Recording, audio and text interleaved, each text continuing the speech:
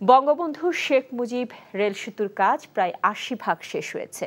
এ বছরের শেষের দিকে প্রধানমন্ত্রী শেখ হাসিনা এর উদ্বোধন করবেন বলে আশা প্রকাশ করেছেন প্রকল্প সংশ্লিষ্টরা।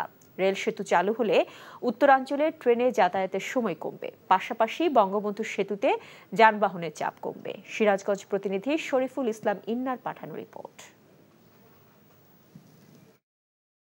যমুনা নদীর উপরে রেল সেতু উত্তরাঞ্চলের মানুষের দীর্ঘদিনের দাবি।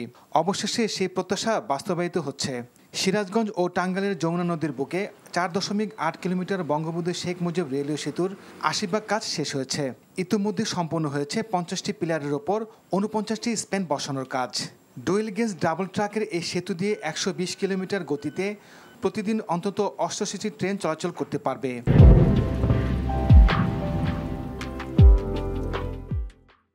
Foot overbridge, station platform, signal ব্যবস্থা, জিটিসিএল এর গ্যাস লাইন সহ সার্বিক কাজ ডিসেম্বরের মধ্যে শেষ হবার কথা।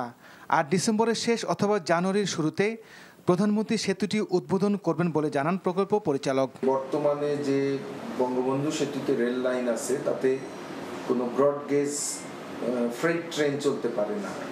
আর এখানে যে কোনো প্যাসেঞ্জার ট্রেনের গতি ২০ কিলোমিটার পার আওয়ার।